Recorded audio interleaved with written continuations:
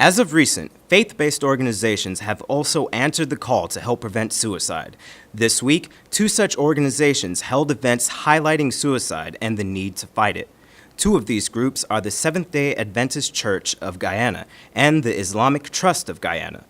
This past Saturday, the Adventist Youth Department of Seventh-day Adventist, in conjunction with the Pan American Health Organization, held a program at Merriman's Mall highlighting suicide, its causes, and the effects on the community.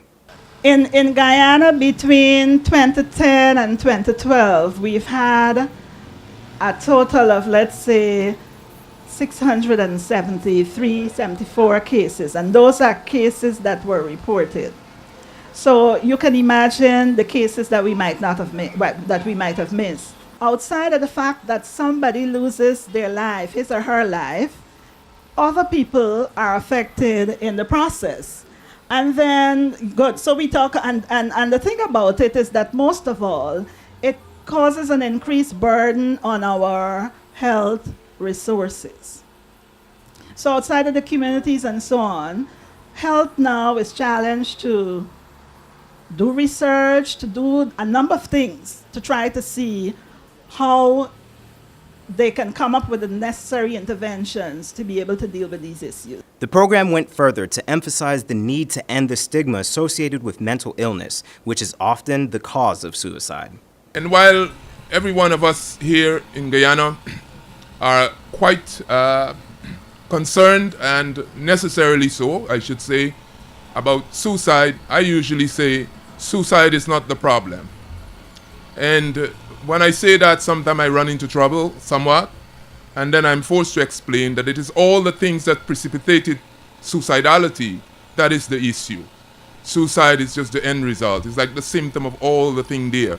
I remember once saying at an international forum, sometimes we look at the fire on top, but no one wants to check the underground fuel tanks. The program also offered information regarding the signs of suicidal behavior and resources for those who are struggling with mental illness and suicidal behavior.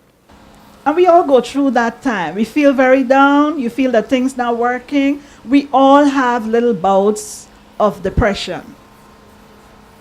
And then we all have some bouts of anxiety too.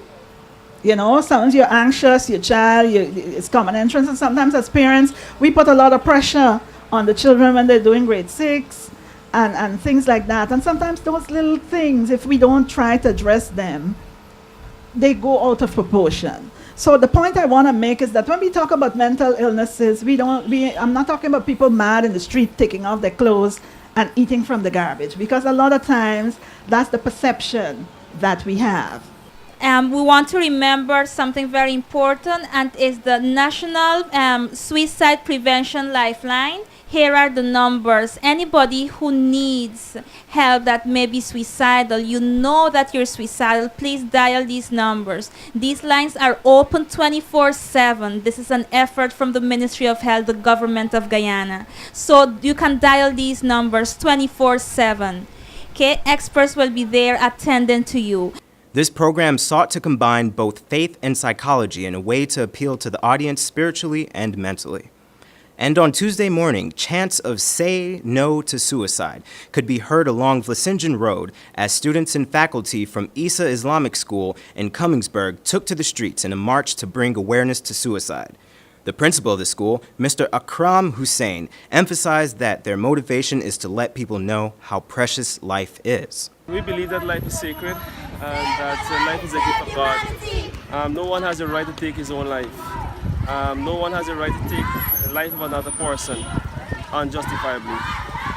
So this march is to bring awareness on the sacredness of life and a struggle we all need to make to preserve life and its sacredness. He also stressed the need for unity in the face of this national issue. The struggle for the preservation of life is a community effort. It's not one person, it's a collective effort. And we need to promote this, that life is sacred and that no person's integrity and honor should be abused. This demonstration was a part of Islamic Awareness Week, and this year's theme was preventing suicide.